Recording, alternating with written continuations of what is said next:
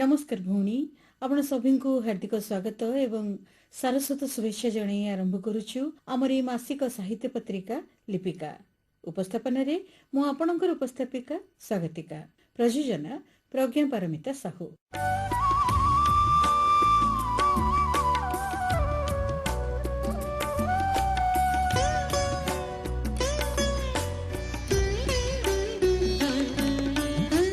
ଭଉଣୀ ସାହିତ୍ୟର ପରାକାଷ୍ଠା ଅନନ୍ୟ ଏବଂ ଅନୁପମ କାରଣ ଏହା ଏମିତି ଗୋଟିଏ ପୃଷ୍ଠଭୂମି ଯୋଉଠି ଭାବନା ଶବ୍ଦଶୈଳୀ ଚିନ୍ତାଧାରା ଆଉ କଳାତ୍ମକତା ସବୁ ଏକତ୍ର ହେଇ ମନକୁ ଗଭୀର ଭାବରେ ସ୍ପର୍ଶ କରେ, ବ୍ୟକ୍ତିଗତ ତଥା ସାମାଜିକ ଚିନ୍ତା ଚେତନାକୁ ପ୍ରଭାବିତ ବି କରେ।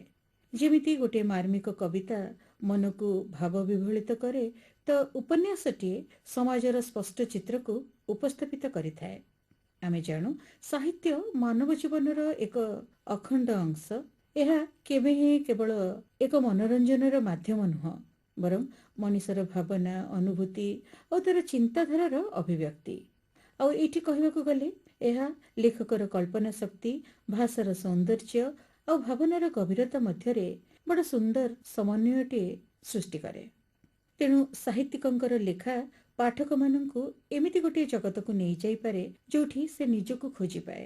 ସୁତରାଂ ସାହିତ୍ୟର ସହଯୋଗରେ ମଣିଷ ଜୀବନ ଅଧିକ ସୁନ୍ଦର ଆଉ ସାର୍ଥକ ହୁଏ।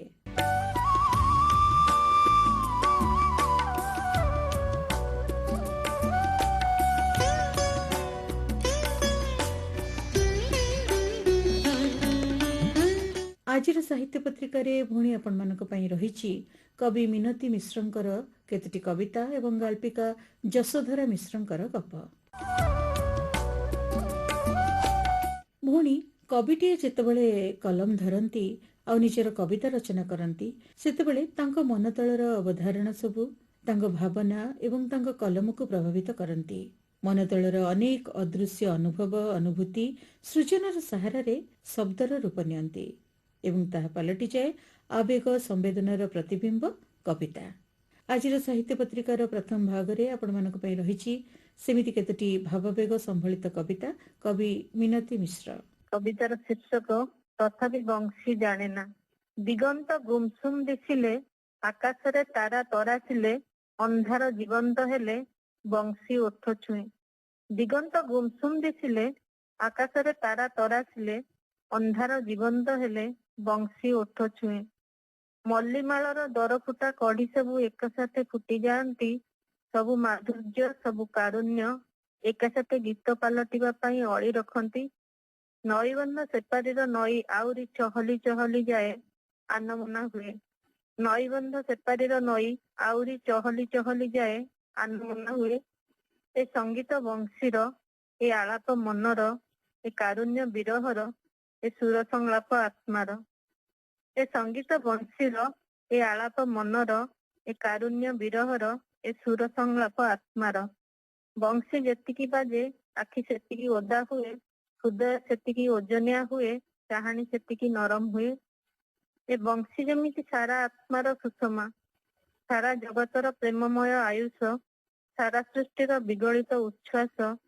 ବଂଶୀ ଜୀବନର ଆମନ୍ତ୍ରଣ, ମୃତ୍ୟୁର ମରଣ। ଏ ବଂଶୀ ଯେମିତି ସାରା ଆତ୍ମାର ସୁଷମା, ସାରା ଜଗତର ପ୍ରେମମୟ ଆୟୁଷ, ସାରା ସୃଷ୍ଟିର ବିଗଳିତ ଉଚ୍ଛ୍ୱାସ। ଏ ବଂଶୀ ଜୀବନର ଆମନ୍ତ୍ରଣ, ମୃତ୍ୟୁର ମରଣ। ଏ ବଂଶୀ ରାଜାପୁଅ ଓଠରେ ଯେତିକି ସମ୍ଭ୍ରାନ୍ତ, ବିରହୀ ଓଠରେ ତାଠୁ ବେଶୀ କରୁଣ। ଏହାର ସୁରରେ ଅଜସ୍ର ଅନୁରାଗର ରାଗ, ଅଜସ୍ର ଅନ୍ତରଙ୍ଗ ଉଚ୍ଛ୍ୱାସର ଆବେଦନ। ସାରା ହସକୁ ଏକସାଥେ ବାନ୍ଧି ରଖିବାର, ସାରା ଲୁହକୁ ଏକସାଥେ ଝରାଇ ଦେବାର, ପୁଣି ସାରା ସମ୍ବେଦନକୁ ଏକସାଥେ ବାଣ୍ଟି ଦେବାର ଚରମ ଅଭିପ୍ସା। ଏ ବଂଶୀ ରାଜାପୁଅ ଓଠରେ ଯେତିକି ସମ୍ଭ୍ରାନ୍ତ, ବିରହୀ ଓଠରେ ତାଠୁ ବେଶୀ କରୁଣ। ଏହାର ସୁରରେ ଅଜସ୍ର ଅନୁରାଗର ରାଗ, ଅଜସ୍ର ଅନ୍ତରଙ୍ଗ ଉଚ୍ଛ୍ୱାସର ଆବେଦନ। ସାରା ହସକୁ ଏକସାଥେ ବାନ୍ଧି ରଖିବାର, ସାରା ଲୁହକୁ ଏକସାଥେ ଝରାଇ ଦେବାର, ପୁଣି ସାରା ସମ୍ବେଦନକୁ ଏକସାଥେ ବାଣ୍ଟି ଦେବାର ଚରମ ଅଭିପ୍ସା। ତଥାପି ବଂଶୀ ଜାଣେ ନା, ତଥାପି ବଂଶୀ ଜାଣେ ନା, କାହିଁକି ସେ ବାଜେ, କଣ ଲାଗି ବାଜେ, କାହା ପାଇଁ ବାଜେ। ତଥାପି ବଂଶୀ ଜାଣେ ନା, କାହିଁକି ସେ ବାଜେ, କଣ ଲାଗି ବାଜେ, କାହା ପାଇଁ ବାଜେ। ଜାଣେ ଖାଲି ନ ବାଜିଲେ ସେ ନିର୍ଲିପ୍ତ ହୋଇଯିବ, ଶୂନ୍ୟ ହୋଇଯିବ, ବାଜିବା ଭୁଲିଯିବ, ଆଉ ସେ ମରିଯିବ। ଜାଣେ ଖାଲି ସେ ନ ବାଜିଲେ ନିର୍ଲିପ୍ତ ହୋଇଯିବ, ଶୂନ୍ୟ ହୋଇଯିବ, ବାଜିବା ଭୁଲିଯିବ, ଆଉ ସେ ମରିଯିବ। ଦ୍ୱିତୀୟ କବିତାର ଶୀର୍ଷକ ଯେବେ ଯେବେ କବିତା ଆସେ। ଯେବେ ଯେବେ କବିତା ଆସେ, ଛାତି ତଳେ ଅଚାନକ ଲାଗିଯାଏ ଅଦିନିଆ ନିଆଁ। ଯେବେ ଯେବେ କବିତା ଆସେ, ଛାତି ତଳେ ଅଚାନକ ଲାଗିଯାଏ ଅଦିନିଆ ନିଆଁ। ନିଆଁ ବରଷାଏ ଅମୃତ, ଜୀବନ ବରଷାଏ ପ୍ରୀତିସ୍ନିଗ୍ଧ ଭାବ। ପ୍ରତି ମୁହୂର୍ତ୍ତରେ ପୂର୍ବାପେକ୍ଷା ପ୍ରସରିଯାଏ ହୃଦୟ। ପ୍ରଗଳ୍ଭା ନଈ ପରି ବହିଯାଏ ଏକାକାର କରି ବିଲବନ ମରୁ ଓ ପ୍ରାନ୍ତର। ସହସ୍ର ବଜ୍ର ବିଜୁଳି ଏକାସାଥେ ବିନା ଶବ୍ଦେ ମନ ପରେ ଖସେ। ଯେବେ ଯେବେ କବିତା ଆସେ। ଯେବେ ଯେବେ କବିତା ଆସେ, ଛାତି ତଳେ ଅଚାନକ ଲାଗିଯାଏ ଅଦିନିଆ ନିଆଁ। ନିଆଁ ବରଷାଏ ଅମୃତ, ଜୀବନ ବରଷାଏ ପ୍ରୀତିସ୍ନିଗ୍ଧ ଭାବ। ପ୍ରତି ମୁହୂର୍ତ୍ତରେ ପୂର୍ବାପେକ୍ଷା ପ୍ରସରିଯାଏ ହୃଦୟ। ପ୍ରଗଳ୍ଭା ନଈ ପରି ବହିଯାଏ ଏକାକାର କରି ବିଲବନ ମରୁ ଓ ପ୍ରାନ୍ତର।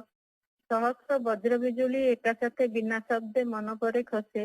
ଯେବେ ଯେବେ କବିତା ଆସେ। ବାଟଘାଟ ସୁନ୍ଦର ନିର୍ମଳ, ନଈ ବନ୍ୟା ପ୍ଲାବିତା କିନ୍ତୁ ମଧୁ କଳ କଳ। ବଂଶୀର ଯେ ଆଢୁଆଳେ କାହିଁ କେତେ ଦୂରେ, ସାରା ବିଶ୍ଵ ବନ୍ଦୀ ପୁଣି ପ୍ରତିଭାତ ହୁଏ କୁହୁକ ବୋଳା ଧାରେ ଚାହାଣୀରେ। ବାଟଘାଟ ସୁନ୍ଦର ନିର୍ମଳ, ନଈ ବନ୍ୟା ପ୍ଲାବିତ କିନ୍ତୁ ମଧୁ ଛଳ ଛଳ। ବଂଶୀ ବାଜେ ଆଢୁଆଳେ କାହିଁ କେତେ ଦୂରେ, ସାରା ବିଶ୍ଵ ବନ୍ଦୀ ପୁଣି ପ୍ରତିଭାତ ହୁଏ କୁହୁକ ବୋଳା ଧାରେ ଚାହାଣୀରେ। ଆନମନା ଋତୁମାନଙ୍କର ପସରା ମନଧାରେ ବସେ। ଯେବେ ଯେବେ କବିତା ଆସେ। ଉତ୍ତଳା ଭାବର ତରଙ୍ଗ, ଛନ୍ଦମୟ ହୃଦୟର ଗତି। ମନ ହୁଏ ମୁକ୍ତ ପ୍ରଜାପତି, ହୃଦୟର ବିତାନରେ ବଂଶୀର ଆଳାପରେ। ଏକୁବଳି ଏକସୁର ଦୃଶ୍ୟମୟ ଦିଶେ, ଯେବେ ଯେବେ କବିତା ଆସେ। ଉତ୍ତାଳ ତରଙ୍ଗର ଭାବ, ଉତ୍ତଳା ଭାବର ତରଙ୍ଗ, ଛନ୍ଦମୟ ହୃଦୟର ଗତି। ମନ ହୁଏ ମୁକ୍ତ ପ୍ରଜାପତି, ହୃଦୟର ବିତାନରେ ବଂଶୀର ଆଳାପରେ। ଏକୁବଳି ଏକସୁର ଦୃଶ୍ୟମୟ ଦିଶେ, ଯେବେ ଯେବେ କବିତା ଆସେ। ଯେବେ ଯେବେ କବିତା ଆସେ, ପୁନାଦିରୁ ଅଁଳା ବେଢା ତିଆରିର ନକ୍ସା ଧରି ଆସେ। ଆଖି ପିଛୁଳାକେ ଖଞ୍ଜିଯାଏ ଶବ୍ଦ ପିଠିରେ ଶବ୍ଦ। ସାଜି ସଜାଡି ଦେଇଯାଏ ଅସଜଡା ଯେତେ ଉଚ୍ଛ୍ୱାସକୁ। ସଜାଡି ଦେଇଯାଏ ଆମ୍ବ ବଉଳ ପଳାଶର ମାଳ କଦମ୍ବର କୁଞ୍ଜ। ସଜାଡି ଦେଇଯାଏ ଆମ୍ବ ବଉଳ ପଳାଶର ମାଳ କଦମ୍ବର କୁଞ୍ଜ। ରୀତିର ଆଲୁରା ବେଶ, ସଞ୍ଜକୁ ମିତ କଲେ ସକାଳ ରୁଷେ। ଯେବେ ଯେବେ କବିତା ଆସେ। ଯେବେ ଯେବେ କବିତା ଆସେ, ପୁନାଦିରୁ ଅଁଳା ବେଢା ତିଆରିର ନକ୍ସା ଧରି ଆସେ। ଆଖି ପିଛୁଳାକେ ଖଞ୍ଜିଯାଏ ଶବ୍ଦ ପିଠିରେ ଶବ୍ଦ। ସାଜି ସଜାଡି ଦେଇଯାଏ ଅସଜଡା ଯେତେ ଉଚ୍ଛ୍ୱାସକୁ। ସଜାଡି ଦେଇଯାଏ ଆମ୍ବ ବଉଳ ପଳାଶର ମାଳ କଦମ୍ବର କୁଞ୍ଜ। ରୀତିର ଆଲୁରା ବେଶ, ସଞ୍ଜକୁ ମିତ କଲେ ସକାଳ ରୁଷେ। ଯେବେ ଯେବେ କବିତା ଆସେ। ଯେବେ ଯେବେ କବିତା ଆସେ। ଶିରୋନାମ ତୃତୀୟ କବିତାର ଏଇ ଆଶା ନେଇ ମୁଁ କବିତା ଲେଖେ। କେହି ନା କେହି କେବେ ନା କେବେ ତ ଟିକେ ପଢିବ ମୋ କବିତାକୁ। କେହି ନା କେହି କେବେ ନା କେବେ ତ ଟିକେ ପଢିବ ମୋ କବିତାକୁ। କେଉଁ ସମୟରେ ହେଲେ ବି ମୁଁ ଥାଏ କି ନଥାଏ ମୋ କବିତା ତ ଥିବ। ଆଶା ନିର୍ଝର ଖେଳାଇ ଦେବାକୁ ଅଳିତ ପ୍ରାଣରେ। ଏଇ ଆଶା ନେଇ ମୁଁ କବିତା ଲେଖେ। କାଗଜର ନିଷ୍ପ୍ରାଣ ଦେହରେ ଶବ୍ଦ ଖଞ୍ଜି ଖଞ୍ଜି ପିତୁଳା ତିଆରେ। କବିତାର ନିଖୁଣ ଶବ୍ଦରେ ତା ଅଳଙ୍କାର ବନାଏ, ପୁଣି ନରମ ଶବ୍ଦରେ ତା ମୁହଁ ଓ ପାଦ। କାଗଜର ନିଷ୍ପ୍ରାଣ ଦେହରେ ଶବ୍ଦ ଖଞ୍ଜି ଖଞ୍ଜି ପିତୁଳା ତିଆରେ। କବିତାର ନିଖୁଣ ଶବ୍ଦରେ ତା ଅଳଙ୍କାର ବନାଏ, ପୁଣି ନରମ ଶବ୍ଦରେ ତା ମୁହଁ ଓ ପାଦ। କବିତାକୁ ମୁଁ ଦେବୀ ତୁଲ୍ୟ ମାନେ। କବିତାକୁ ମୁଁ ଦେବୀ ତୁଲ୍ୟ ମାନେ ଏଇଥିପାଇଁ ଯେ ସିଏ ହିଁ ଖେଳେଇ ପାରେ ଶତ ଆଶା ଆଲୋକର ବନ୍ୟା ନିଛାଟିଆ ମନର ଧୂସର କ୍ଷେତରେ। କବିତାକୁ ମୁଁ ଦେବୀ ତୁଲ୍ୟ ମାନେ ଏଇଥିପାଇଁ ଯେ ସିଏ ହିଁ ଖେଳାଇ ପାରେ ଶତ ଆଶା ଆଲୋକର ବନ୍ୟା ନିଛାଟିଆ ମନର ଧୂସର କ୍ଷେତରେ। କେହି ନା କେହି କେବେ ନା କେବେ ତ ଏଇ ବାଟେ ଆସିବ। କେହି ନା କେହି କେବେ ନା କେବେ ତ ଏଇ ବାଟେ ଆସିବ। କବିତା ମନ୍ଦିର ପାଖେ ଦଣ୍ଡେ ହେଉ ପଛେ ଛିଡା ହେବ। ଶବ୍ଦର ବିପୁଳତାକୁ ଭାବ ଦିବ୍ୟତ୍ୱକୁ ପ୍ରାଣ ଭରି ମୁହୂର୍ତ୍ତଟେ ଅନୁଭବିବ। ତା ଅନ୍ତରରେ ମୁହୂର୍ତ୍ତଟିଏ ପାଇଁ ବି ଚମକ ଲାଗିଲେ ସିଏ ମୋ ପାଇଁ ବହୁତ। ଏଇ ଆଶା ନେଇ ମୁଁ କବିତା ଲେଖେ। ମୋ କବିତା ଅହମିକାର ବାରୁଦ ସ୍ତୂପ ନୁହେଁ। ମୋ କବିତା ଅହମିକାର ବାରୁଦ ସ୍ତୂପ ନୁହେଁ। ଛଳନାର ଜଉଘର ନୁହେଁ। ମୋ କବିତା ନବଶ୍ଚୁମ୍ବୀ ପ୍ରତିଶ୍ରୁତି ନୁହେଁ କି ନିଖୁଣ ଖୋଦେଇ ଚିତ୍ରକଳା। ମୋ କବିତା ବର୍ଷାର ପ୍ରାରମ୍ଭରେ ଉକୁଟି ଆସୁଥିବା ନୀଳବର୍ଣ୍ଣର ଘାସ ସେଜଟିଏ। ମୋ କବିତା ବର୍ଷାର ପ୍ରାରମ୍ଭରେ ଉକୁଟି ଆସୁଥିବା ନୀଳବର୍ଣ୍ଣର ଘାସ ସେଜଟିଏ, ଅନୁଭବଟିଏ, ତାକୁ ଛୁଇଁଲେ ମତେ ମିଳିଯିବ ପୂର୍ଣ୍ଣତା ଓ ଆହୁରି ଅନେକ କିଛି। ଏଇ ଆଶା ନେଇ ମୁଁ କବିତା ଲେଖେ। ଶତ ଶତ ଦୀର୍ଘଶ୍ୱାସକୁ ମାଜି ମୁଜି ମୁଁ ଆଶାର ଦୀପାଳି ତିଆରେ। ଶତ ଶତ ଦୀର୍ଘଶ୍ୱାସକୁ ମାଜି ମୁଜି ମୁଁ ଆଶାର ଦୀପାଳି ତିଆରି ଓ ଘାସ ସେଜ ଧାରରେ ଜାଳି ରଖେ। କେହି ନା କେହି କେବେ ନା କେବେ ନିଶ୍ଚୟ ସେ ପଥ ଦେଇଯିବ। ମୁହୂର୍ତ୍ତେ ହେଲେ ବି କବିତା ଦୀପଶିଖାକୁ ନିରେଖି ଦେଖିବ। ବାସ୍ ଏଇ ସମ୍ଭାବନା ଦେଇ ମୁଁ କବିତା ଲେଖେ। ବାସ୍ ଏଇ ସମ୍ଭାବନା ନେଇ ମୁଁ କବିତା ଲେଖେ। କବିତାରେ ମୁଁ କିଛି କହେନି, କାରଣ ମୁଁ ଅନୁଭବ କରେ କବିତା ଚିର ପ୍ରାଣବନ୍ତ। ନିଜ କଥାକୁ ନିଜ ବାଗରେ ସେ କହି ଶିଖିଛି ବେଶ ଭଲ କରି।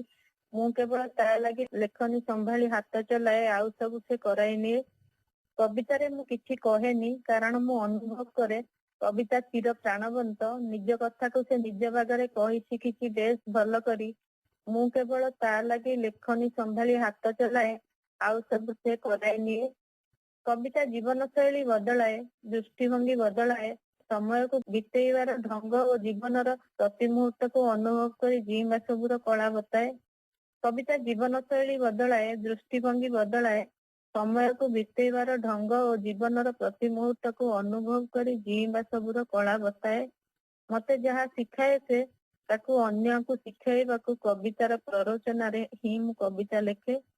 ମତେ ଯାହା ଶିଖାଏ ସେ, ତାକୁ ଅନ୍ୟକୁ ଶିଖେଇବାକୁ କବିତାର ପ୍ରରୋଚନାରେ ହିଁ ମୁଁ କବିତା ଲେଖେ। ଧନ୍ୟବାଦ।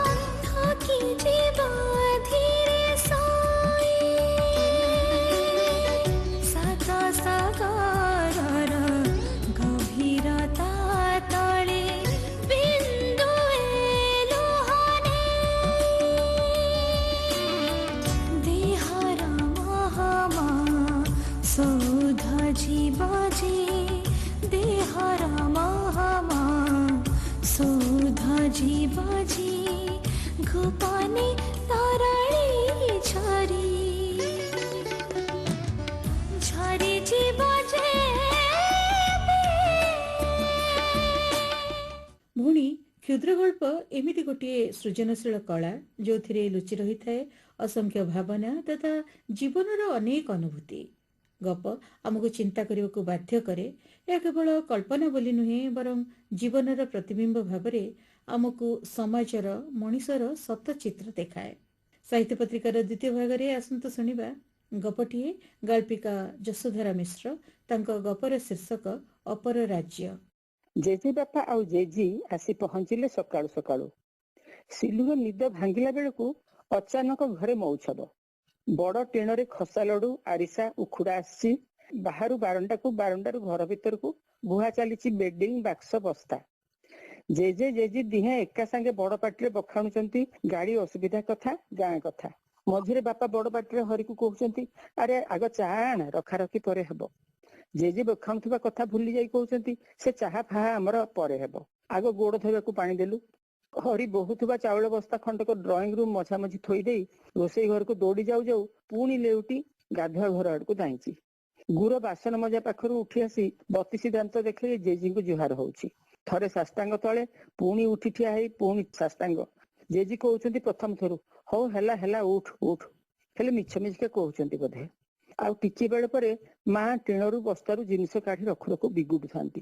ଚାଉଳ ବସ୍ତା ଭିତରେ ଚୁଡା ପୁଟୁଳି ଫିଟି ଯାଇ ମିଶି ଯାଇଥିଲା ବୋଲି କହୁଥାନ୍ତି ଏଇଆ ପରା, ମନ ନଥିଲେ ଏମିତି ଆଣନ୍ତି, ୟାକୁ ବାଛିବ କିଏ ଖାଇବ କିଏ, ଖାଲି କାମ ବଢେଇବା ସାର। ମା ବିଗିଡିଲେ ଏମିତି କହନ୍ତି। ବିଡି ବିଡି ହେଇ ଭଣ୍ଡାର ଘରେ ଥାକ ମାନ ସଜାଡୁ ସଜାଡୁ କାହାକୁ କହୁଥାନ୍ତି କେଜାଣି, କଣରେ ଠାକୁର ଖଟୋଲି, ତା ଉପରେ ସଜା ହେଇ ଠାକୁର ମାନେ, ସେଇମାନଙ୍କୁ ବୋଧେ କହୁଥାନ୍ତି। କିଏ ମୋର ପାରିବ ଏତେ ସବୁ କାମ, ଚାଉଳ ଚୁଡା ସବୁ ଏକାକାର। ଦେବାର ମନ ଥିଲେ ମଣିଷ ମୁଣ୍ଡରେ ଏତିକି ବୁଦ୍ଧି ଜୁଟନ୍ତାନି।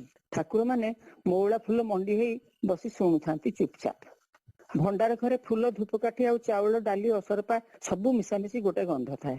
ଅସରପା ମାନେ ସଞ୍ଜ ହେଲେ ବାହାରନ୍ତି। ଭଣ୍ଡାର ଘରେ ଲାଇଟ ନଥାଏ। ଦିନେ ଦିନେ ସିଲୁକୁ ସଞ୍ଜ ଦେବା ପାଇଁ ମା କହନ୍ତି।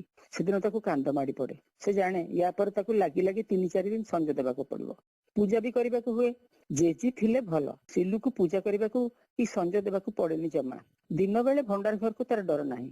ମା ଅବଶ୍ୟ କହନ୍ତି ଠାକୁରଙ୍କ ପାଖେ ଡର ଗୋଟେ କଣ, ହେଲେ ସଞ୍ଜ ହେଲା କ୍ଷଣି ଭଣ୍ଡାର ଘର ସାରା ଅସରପା ଗୁଡାଏ ସରସର ହେଇ ଚଲାବୁଲା କରୁଥାନ୍ତି। ଶିବ ପାର୍ବତୀଙ୍କ ମାଟି ମୂର୍ତ୍ତିଟିଏ ଥାକ ଉପରେ ଥୁଆ ହେଇଛି, ଫାଳେ ଭଙ୍ଗା, ପୂଜା ହେଉନାହିଁ। ଡ୍ରଇଂ ରୁମ୍ ଥାକରେ ସଜା ହେଇଥିଲା ଆଗେ, କାହା ହାତ ବାଜି ଭାଙ୍ଗିଗଲା, ଗୁଡାଏ ପାଲା ଲାଗିଲା ସେଦିନ ସେଥିଲାଗି। ସେବେଠୁ ଆସି ଭଣ୍ଡାର ଘରେ ମୂର୍ତ୍ତିଟା ପୋଲା, ତଳେ ଗୋଟେ କଣା ଅଛି। କେତେଥର ସିଲୁ ଭାବିଛି ମୂର୍ତ୍ତିଟା ନେଇ ତାର ଖେଳନା କାଠ ଢାବଲରେ ପୂରେଇ ଦବ, ପୁଣି ମା ଭୁଲିଗଲା ପରେ ବାକି ଖେଳନା ମାନଙ୍କ ସାଙ୍ଗେ ସାମିଲ କରେଇ ନେବ। ଥରେ ସଞ୍ଜ ବେଳେ ମୂର୍ତ୍ତିଟାକୁ ଉଠେଇ ଆଣିବ ବୋଲି ବସିଥିଲା, ତଳ କଣାରୁ ସରସ ହେଇ ବାହାରି ଆସିଲେ ଗୋଟେ ଅସରପା। ଛାନିଆରେ ଛାଡି ଦଉ ଦଉ ଅଳ୍ପକେ ବଞ୍ଚିଗଲା ମୂର୍ତ୍ତିଟା। ସିଲୁର ହାତ ଉପରେ ଦେଇ ଚଢି ଆସିଲା ଅସରପାଟାଏ। ସିଲୁ ହାତ ଛାଟି ଦେଉ ଦେଉ କହୁଣୀ ଉପରେ ଯାଇ ଉଠି ଫରକିନା ଉଡିଗଲା। ସିଲୁର ଦେହଟା ସାରା ଥରିଗଲା। ଦୌଡି ଯାଇ ରୋଷେଇ ଘରେ ଗୁଡ଼ ପାଖରେ ଜାକି ହେଇ ବସି ପଡିଲା ସିଏ। ହେଲେ ଗୁଡ଼ ଯେତେବେଳେ ପଚାରିଲା କଣ ହେଲା ବୋଲି, ସବୁ କଥା କହିଦେବାକୁ ତାର ସାହସ ପିଲା ନାହିଁ। ଖାଲି କହିଲା ଅସରପା। ସବୁ କଥା କହିବାକୁ ତାକୁ ଡର ଲାଗେ। କେଜାଣି କୋଉ କଥା କହିଦେଲେ କାଳେ କିଛି ଅନର୍ଥ ହେଇଯିବ। ତାକୁ ତ ଆଉ ଜଣା ନାହିଁ କଥାଟିଏ ଭଲ କି ଭେଲ। ହେଲେ ବଡ ମାନଙ୍କୁ ସବୁ ଜଣା, ସବୁ କଥାରେ ନିଶ୍ଚୟ ଗୋଟିଏ ଭଲ ଥିବ ନଚେତ ଖରାପ। ବଡ ମାନଙ୍କୁ ତେଣୁ ଯେତିକି କିଛି ନ କହିବ ସେତେ ଭଲ। ଜେଜି ଗପ କହନ୍ତି, ମନ ଖୁସି ଥିଲେ କେତେ ଥର କେତେ କଥା ଗପନ୍ତି। ତାଙ୍କ ତୀର୍ଥ କଥା, ପିଲାଦିନ କଥା। କେବେ କେବେ ତାଙ୍କ ମନ ଭଲ ଲାଗେ ନାହିଁ, ମୁହଁ ଫଣ ଫଣ କରି ବସିଥାନ୍ତି। ଜେଜେ କିନ୍ତୁ ଜମା ଭଲ ଲାଗେ ନାହିଁ ଏଠି, ସିଲୁ ଜାଣିଛି। ସେଥିଲାଗି ଜେଜିଙ୍କୁ ଏଠି ଛାଡି ଦେଇ ସବୁଥର ଜେଜେ ଶୀଘ୍ର ଫେରିଯାଆନ୍ତି ଗାଁକୁ। ତାଙ୍କୁ ଗାଁରେ ଭଲ ଲାଗେ, ଏଠି ଖରାପ। ଯେମିତି ମାଙ୍କୁ ଗାଁରେ ଖରାପ ଲାଗେ, ଜମା ଭଲ ଲାଗେ ନାହିଁ। ସିଲୁ ଜାଣିଛି ଏ କଥା, ଯଦିଓ କାହାରି ସାଙ୍ଗେ ସେ ଏସବୁ କଥାବାର୍ତ୍ତା କରେନି। ଯାହା ଦେଖିଛି କିଛି କହେନି। ନାନୀକୁ ନୁହେଁ, ଗୁରକୁ ନୁହେଁ, ନିଲମକୁ ବି ନୁହେଁ, ଏମିତିକି ରାତିରେ ମାମିକୁ ବି ନୁହେଁ। ମାମି ତାର ସବୁଠୁ ଗେହ୍ଲା କଣ୍ଢେଇ। ରାତିରେ ମାମିକୁ ନେଇ ସେ ବେଳେ ବେଳେ ଶୁଏ। ମା ଦେଖିଲେ ରାଗନ୍ତି, କହନ୍ତି ଇଏ ଗୋଟେ କି ଢଙ୍ଗ, ଯା ଖେଳନା ବାକ୍ସରେ ତାକୁ ରଖିଯା। ଜେଜେ ଏଠି ଟେବୁଲରେ ଖାଆନ୍ତି। ମା ମୁଣ୍ଡରେ ଓଢଣା ଦେଇ ତାଙ୍କୁ ବାଢୁଥାନ୍ତି। ମା ଓଢଣା ଦେଲେ ବିଚିତ୍ର ଦିଶନ୍ତି। ସିଲୁକୁ ହସ ମାଡେ। ମା ଥରେ ଦୀପା ମାଉସୀ କହୁଥିଲେ ଓଢଣା ଦେଲେ କାନକୁ କିଛି ଶୁଭେ ନାହିଁ ବୋଲି, ଆଉ ଦିହେଁ ମିଶି ଭାରି ହସିଥିଲେ। ମା ମୁଣ୍ଡରେ ଓଢଣା ଦେଇ ବଳେଇ ବଳେଇ ପରସନ୍ତି ନିଜ ହାତରେ। ଏକା ଟେବୁଲରେ ନିଜେ କେବେ ବସନ୍ତି ନାହିଁ। ଜେଜେ ଗାଁରେ ଯେତେବେଳେ ବଡ ପିଢା ଉପରେ ଖାଇ ବସନ୍ତି, ଅଲଗା ଦିଶନ୍ତି। ସାନ ଖୁଡି ଗୋଟା କଣ ତରକାରୀ ବାଢି ଦେଇ ଚାଲିଗଲା ବେଳେ ପଛରୁ ସେ ଏଡେ ବଡ ପାଟିରେ ଡାକ ଛାଡନ୍ତି, ଆରେ ଭଜା 2ଟା ଦେଇଯା, ଡାଲି ଆଜି ଅଲଣା ହେଇଛି, କିଏ ସେ ରାନ୍ଧିଛି ଡାଲି। ଏଠି କିନ୍ତୁ ସେ କିଛି କହନ୍ତିନି, ଭଲ କି ଖରାପ। ଥରେ କୁଆଡୁ ବାହାରୁ ବୁଲି ଆସିଲା ପରେ ହରି ଷ୍ଟିଲ ଗିଲାସରେ ପାଣି ଗିଲାସେ ତାଙ୍କ ପାଇଁ ଆଣିଦେଲାରୁ କହିଲେ, ଏ ସାହେବୀ ଗିଲାସରେ ଗିଲାସେ ପାଣି ଆମର ଚଳିବ ନାହିଁ, ଯା ଆହୁରି ଆଣିଯା। ଗାଁରେ ତାଙ୍କ ପିଢା ପାଖରେ ବଡ କଂସା ଗିଲାସରେ ପାଣି, ପୁଣି ଢାଳରେ ପାଣି ଥାଏ। ଏଠି ଜଗ ବେଣ୍ଟ ଧରି ତାଙ୍କୁ ପାଣି ଢାଳି ଆସେ ନାହିଁ। ସିଲୁକୁ ନହେଲେ ହରିକୁ କହନ୍ତି। ବାପା ଅଫିସକୁ ଗଲା ପରେ ଶୋଇ ରହନ୍ତି, ହେଲେ ସିଲୁ ଜାଣେ ସେ ଅଭି ଭାଇଙ୍କ ଆସିବାକୁ ଅନେଇଥାନ୍ତି। କେବେ କେମିତି ଦାଣ୍ଡ ବାରଣ୍ଡାରେ ଯାଇ ବେତ ଚୌକିରେ ବସିଥାନ୍ତି ଦିପହର ସାରା। ସେଦିନ ମାଙ୍କର ସ୍ୱେଟର ବୁଣା, ସିଲେଇ ପତ୍ର କିଛି ଆଉ ସେଠି ବସି ହେଇପାରେ ନାହିଁ। ପାଖରେ ପଛକେ ଆଉ 3ଟା ଚୌକି ଖାଲି ପଡିଥାଉ। ଅଭି ଭାଇ ଆସିଲେ ଜେଜେଙ୍କୁ ଖବର କାଗଜ ପଢି ଶୁଣାନ୍ତି, ନହେଲେ ଜେଜେ ନିଜେ ତାଙ୍କ ଆଗରେ ଚାଷବାସ କଥା, ହଳିଆ ମୂଲିଆଙ୍କ କଥା ସବୁ ଗପନ୍ତି। ଆହୁରି ଅନେକ ଲୋକଙ୍କ କଥା ବି, ଯୋଉମାନଙ୍କୁ କି ମା କି ଆମେ କେହି ଚିହ୍ନିନୁ। ଏମିତିକି ଅଭି ଭାଇଙ୍କ ସାଙ୍ଗେ ଗପୁଥିଲା ବେଳେ ଜେଜେଙ୍କ ମୁହଁକୁ ଅନେଇଲା ଲାଗେ ସତେ କି ସେ ଗାଁରେ ଅଛନ୍ତି। ଥରେ ସଞ୍ଜ ବେଳେ ଅଭି ଭାଇ ଡାକିଲେ ଜେଜେଙ୍କୁ ବାହାରୁ ଘେରାଇ ବୁଲି ଆସିବା ପାଇଁ। ଜେଜେ କହିଲେ, ପାଣି ଢାଳେ ନେଇଗଲେ ହୁଅନ୍ତାରେ ଅଭି, ଏଠି ମୋର ପକ୍କା ଘର ଭିତରେ ଜମା ଝାଡା ସଫା ହଉନାହିଁ। ଅଭି ଭାଇ ହସି ହସି ବେଦମ। ସେଇଠୁ ଜେଜେ ବି ହସିଲେ, ଅଧା ମନ ଥିଲା ପରି ବାଧ୍ୟରେ। ଗାଁରେ ସକାଳୁ ସକାଳୁ ଜେଜେ ଢାଳ ନେଇ ପଡିଆ ଆଡୁ ଫେରିଲା ବେଳେ ସିଧା ଚାଲନ୍ତି ବାରି ପାଖ କୂଅ ମୂଳକୁ। ତାଙ୍କ ପଛେ ପଛେ ବେଳେ ବେଳେ ସିଲୁ ଆଉ ଅନ୍ୟ ସାନ ପିଲା ବି ଦୌଡନ୍ତି ତାଙ୍କୁ ଗାଧୁଆ ଦେଖିବାକୁ, ନହେଲେ ତାଙ୍କ ମୁଣ୍ଡରେ ତେଲ ଘଷିବାକୁ, ପିଠି ରଗଡି ଦେବାକୁ। କୂଅ ଚାନ୍ଦିନୀ ଉପରେ ବଡ କାଠ ପିଢା ଉପରେ ନବ ଶୁଣୁ ଜେଜେ ଗୀତ ବୋଲିବା ଆରମ୍ଭ କରିଦିଅନ୍ତି। ଗୀତ ତ ନୁହେଁ, ଶ୍ଲୋକ ଭାଗବତ ଜଣାଣ ସବୁ ସେ ପଢୁଥାନ୍ତି। କାହ୍ନୁ ଅଳିଆ ତାଙ୍କ ପିଠିରେ ତେଲ ମାରିଦିଏ, ଦେହରେ ଆଉ ଗୋଡରେ ବି ସେ ଆପେ ମାରି ହୁଅନ୍ତି। ସେଇଠୁ କାହ୍ନୁ କୂଅ ଉପରେ ଠିଆ ହୋଇ ପାଣି କାଢେ ବାଲ୍ଟିରେ, ଆଉ ନଈ ପଡି ସିଧା ଜେଜେଙ୍କ ପିଠିରେ ମୁଣ୍ଡରେ ଅଜାଡେ। ଜେଜେ ଗାମୁଛାରେ ଦେହ ମୁହଁ ଘଷି ହୁଅନ୍ତି। କାହ୍ନୁ ଓହ୍ଲେଇ ପଡି ତାଙ୍କ ହାତରୁ ଗାମୁଛା ନେଇ ତାଙ୍କ ହାତ ଆଉ ପିଠି ରଗଡି ଦିଏ। ଜେଜେ ଗୀତ ବୋଲୁ ବୋଲୁ ମଝିରୁ ହଠାତ୍ କହନ୍ତି, ଆରେ ପାଟ କପୁରା କଦଳୀଟା କେଡେ ବଡ କାନ୍ଦିଟା ପକେଇଲାଣି ରେ କାହ୍ନୁ। କାହ୍ନୁ ମୁଣ୍ଡ ଟୁଙ୍ଗାରେ। କିନ୍ତୁ ଏଠି ସକାଳେ ତୁନି ତାନି ହେଇ ଜେଜେ ବାଥରୁମରୁ ବାହାରନ୍ତି ସୁନା ପିଲା ପରି ମୁଣ୍ଡ ପୋଛି ପୋଛି। ଏଠି ବୋଧେ ସେ ଜମାରୁ ପିଠି ଘଷି ହେଉନଥିବେ।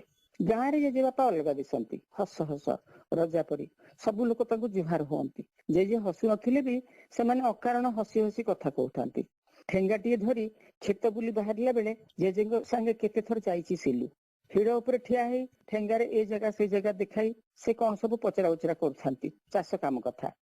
ରାଗୁଥାନ୍ତି, ଗାଳି ଦଉଥାନ୍ତି, ତେବେ ବି ଦିଶୁଥାନ୍ତି ହସ ହସ, ସଦାବେଳେ ରଜା ପରି। ହେଲେ ଏଠି ସେ ପୁରା ଅଲଗା ଦିଶନ୍ତି। ବଡ ପାଟିରେ କଥା କହନ୍ତି ସିନା, ଏଠି ତାଙ୍କ ପାଟି ଅଲଗା ଶୁଭେ, ଗାଁ ପରି ନୁହେଁ। ଗାଁକୁ ଗଲେ ମା ରୋଷେଇ ଘରେ ଅଧରାତି ଯାଏ ଥାଆନ୍ତି। ବଡ ଖୁଡି ସାନ ଖୁଡିଙ୍କ ସାଙ୍ଗେ ରନ୍ଧା ବଢାରେ ଲାଗିଥାନ୍ତି, ଗପସପ କରୁଥାନ୍ତି। ଦ୍ୱିପହରେ କି ରାତିରେ ଯେତେବେଳେ ବଖରାକୁ ଆସନ୍ତି ଥକା ମାରି ବିଛଣାରେ ବସି ପଡନ୍ତି, କହନ୍ତି ଆହୁରି 8 ଦିନ ଆହୁରି ଅଛି ଘରକୁ ଯିବାକୁ। ଏଠି ଯେମିତି ଲୁଗା ଭଲ ସଫା ହେଇନଥିଲେ କି କପଟା ଭାଙ୍ଗିଗଲେ ଗୁରକୁ ହରିକୁ ପାଟି କରନ୍ତି, ସେଠି ତାଙ୍କର ସେସବୁ କିଛି ନଥାଏ। ସେଠି ମାଙ୍କ ସାଙ୍ଗେ ବେଶୀ କଥା କହିବାକୁ, ତାଙ୍କ ପାଖେ ରହିବାକୁ ସିଲୁକୁ ଡର ଡର ଲାଗେ। ଥରେ ସିଲୁ ପଚାରି ଦେଇଥିଲା, ମା ଗାଁରେ ତମେ ବହି କାହିଁକି ପଢୁନା, ଆଣିବାକୁ ଭୁଲି ଯାଇଛ? ମା ରାଗିଲା ସ୍ୱରରେ କହିଲେ, ବହି ପଢିଲେ ପୁଣି ସରଳ ପଲ୍ଲୀବାଳା ହେବି କେମିତି? ସିଲୁ ଜାଣିପାରିଲା ପଚାରି ଦେଇ ସେ କିଛି ଅନୁଚିତ କାମଟାଏ କରି ପକେଇଛି। ମାଙ୍କ ଉତ୍ତର ନେଇ ଅବଶ୍ୟ ସେ ବେଶୀ ମୁଣ୍ଡ ଖେଳାଏ ନାହିଁ। ଗୁର କହେ, ତମେ ପାଟି ବନ୍ଦ କରିଥିବ ତ ସିଲୁ, ବକର ବକର ମିଛ କରିବ ଯଦି ମାଡ ଖାଇବ। ସିଲୁ ସବୁବେଳେ ଗୁର କଥା କି ନିଜ କଥା ବି ମାନେ ନାହିଁ। ସାହସ କରି ମାଙ୍କୁ ପଚାରି ଦିଏ, ସତେ କି ଅତି ଆଗ୍ରହରେ, ଆମେ ଘରକୁ କେବେ ଯିବା ମା? ଏଠି ସହରେ ଘରେ ଜେଜେଙ୍କୁ ଆଉ କେତେ ଦିନ ରହିଯିବାକୁ ସମସ୍ତେ କହନ୍ତି। ବାପା କହନ୍ତି, ଟିକେ ବିଶ୍ରାମ ନେଲେ ତମ ଦେହ ଭଲ ରହନ୍ତା। ଏଠି ଅସୁବିଧା କଣ ହଉଛି? ଜେଜେ ଅଳ୍ପ ହସି କହନ୍ତି, ଅସୁବିଧା କଣ ଆଉ, ଠାକୁରଙ୍କ ପରି ବସିଥିବା କଥା। ପ୍ରତିଥର ସେ ନିଜକୁ ଏମିତି ଠାକୁର ବୋଲି କହିଲା ବେଳେ ସିଲୁ ତାଙ୍କ ମୁହଁକୁ ଆଉ ଅନ୍ୟମାନଙ୍କ ମୁହଁକୁ ଅନେଇ ବୁଝିବାକୁ ଚେଷ୍ଟା କରେ, ଏକଥା ଜେଜେ ନିଜକୁ ନିଜ ବଡେଇ କରି କହୁଛନ୍ତି ନା ଠାକୁରଙ୍କୁ ତୁଚ୍ଛ କଲା ପରି କହୁଛନ୍ତି। ଗାଁରେ ସଞ୍ଜ ବେଳୁ ଦାଣ୍ଡ ବାରଣ୍ଡାରେ ଜେଜେ ବାପାଙ୍କୁ ଘେରି ଲୋକମାନେ ବସିଥାନ୍ତି। ବଡ ଗମ୍ଭୀର ମୁହଁରେ ଜେଜେ ଯାହା କହିଲେ ଶୁଣୁଥାନ୍ତି, ମୁଣ୍ଡ ଟୁଙ୍ଗାରୁଥାନ୍ତି। ଧର୍ମ କଥା, ଖବର କାଗଜ କଥା, କେତେ ବଡ ବଡ କଥା ସବୁ ବଖାଣୁଥାନ୍ତି ଜେଜେ। ଜ୍ଞାନୀ ପରି ଦିଶୁଥାନ୍ତି। ତାଙ୍କ କଥା ଉପରେ କେହି କଥା କହିବାକୁ ବରସି ପାରନ୍ତି ନାହିଁ। ବେଳେ ବେଳେ ମନ ହେଲେ ଭିତର ଘର ଅଗଣାରେ ବସି ଜେଜି ସାନ ଖୁଡି ହେରିକାଙ୍କ ଆଗରେ ସାଇ ପଡିଶାର ସ୍କୁଲ ପଢୁଆ ପିଲା କେତେ ଜଣ ଥିଲା ବେଳେ ପୁରାଣ ଗପ ଶୁଣାନ୍ତି। ଜେଜେ କିନ୍ତୁ ମା ଥିଲା ବେଳେ କେବେ ତାଙ୍କ ଜ୍ଞାନ କଥା କିଛି କହନ୍ତି ନାହିଁ, ସିଲୁ ଦେଖିଛି। ଜେଜେ ମାଙ୍କ ପରି ଇଂରାଜୀ ବହି ପଢି ପାରନ୍ତି ନାହିଁ। ଏଠି ସଞ୍ଜ ବେଳେ ଯେ ଯାହାର କାମରେ ବ୍ୟସ୍ତ ଥାନ୍ତି। ବାପା ଫାଇଲ ଦେଖନ୍ତି, ନହେଲେ ଅଫିସ ଯାଆନ୍ତି। ମା ରୋଷେଇ ଘରେ, ନହେଲେ ସିଲୁର ପାଠ ପଢାରେ ଲାଗିଥାନ୍ତି, ବା ବାପା ସାଙ୍ଗରେ ଯାଆନ୍ତି କେବେ କେମିତି। ଜେଜିଙ୍କର ତ ଏଠି କେତେ କାମ, ବଡି ପରା, ଆଚାର କରା, ପିଠା ପଣା ସବୁଥିରେ ତାଙ୍କର ହାତ। ଗୁର ଖୁବ ଖୁସି ଥାଏ। ଜେଜେ ଥିଲା ବେଳେ କଥା କଥାରେ ତାକୁ ଗାଳି ଦେଉଥାନ୍ତି ପଛକେ। ଦ୍ୱିପହରେ ଜେଜିଙ୍କ ମୁଣ୍ଡରେ ଗୁର ତେଲ ମାରି ମୁଣ୍ଡ କୁଣ୍ଡେଇ ଦିଏ, ଉକୁଣି ବାଛି ଦିଏ। ରାତିରେ ଗୋଡ ଘଷି ଦଉ ଦଉ କେତେ ଗପ କରେ, ଗାଁରେ ଦିହେ ଜାଣିଥିବା ଲୋକଙ୍କ କଥା। ଜେଜେ ସଞ୍ଜ ପରେ ବାହାର ବାଣ୍ଡାରେ ବସିଥାନ୍ତି। ଲାଇଟ ଟା ପ୍ରାୟ ଲିଭେଇ ଦେଇଥାନ୍ତି। କେବେ କେବେ ଗେଟ ବାହାରେ ରାସ୍ତା ଉପରେ ଛୋଟିଆ ପୋଲଟି ଉପରେ ଯାଇ ବସିଥାନ୍ତି। ସିଲୁ ଯେତେବେଳେ ଖାଇବା ଲାଗି ତାଙ୍କୁ ଡାକିବାକୁ ଯାଏ, ଖଣ୍ଡେ ଦୂରରୁ ତାଙ୍କ ଗୁଣୁଗୁଣୁ ଗୀତ ଶୁଣିପାରେ। ସେଇ ସବୁ ଗୀତ ଯାହାକୁ ସେ ଗାଁରେ ବଡ ପାଟିରେ ବୋଲନ୍ତି ଗାଧେଇଲା ବେଳେ। ଜେଜି ଠାକୁର ପୂଜା କଲା ବେଳେ ସିଲୁ ତାଙ୍କ ପାଖରେ ବସେ, ପଚାରେ, ଜେଜି ଠାକୁର ଫଟୋ ଭିତରେ ଥାନ୍ତି ନା? ସେ କହନ୍ତି, ଆକାଶରେ ଥାନ୍ତି, ପୂଜା କଲେ ଆସନ୍ତି, ଭୋଗ ଖାଇବେ ବୋଲି। ମା ପୁଣି ଉପାସ 12 ଦିନ କେତେ ରକମର ଭୋଗରାଗ କରନ୍ତି, କେମିତି ବା ନ ଆସିବେ ଠାକୁର ମାନେ? ସିଲୁ ବୁଝିପାରେ। ଥରେ ମାଙ୍କ ପରିଶ୍ରମ ଦେଖି ସିଲୁ ପଚାରିଲା, ଏତେ ଗୁଡାଏ ଭୋଗ ଆମେ କାହିଁକି ଦଉଛୁ ଯେ ଠାକୁରଙ୍କୁ? ଭାବିଥିଲା ଏ କଥା କହି ସେ ମାଙ୍କୁ ଖୁସି କରିଦବ, ହେଲେ ମା ତାକୁ ବୁଝେଇଲେ, ଆମେ ଦେବାକୁ କିଏ, ଆମର ଯାହା ଅଛି ସବୁ ପୁରା ଠାକୁର ମାନଙ୍କର, ବୁଝିଲୁ? ସିଲୁ ମୁଣ୍ଡ ଟୁଙ୍ଗାରିଲା, ବଡ ମାନଙ୍କର ଯାହା କଥା। ଗୋଟାଏ ପାଳି ମାର୍ଗଶିର ଗୁରୁବାର ସରିଲେ ମା ଦୀର୍ଘ ଶ୍ୱାସ ଛାଡି କହିବେ, ଆହୁରି ରହିଲା 2 ପାଳି। ଠାକୁର ମାନେ କଣ ଶୁଣି ପାରୁନଥିବେ ମାଙ୍କ ମନ ଭିତରେ କଥା? ତଥାପି ଖଟୁଲି ଉପରେ ଆସି ବସୁଥିବେ, ବଢା ଭୋଗକୁ ଅଦୃଶ୍ୟ ଭାବେ ଅଇଁଠା କରିଦେଇ ପୁଣି ଫୁରୁକିନି ଉଡି ଯାଉଥିବେ ଆକାଶକୁ।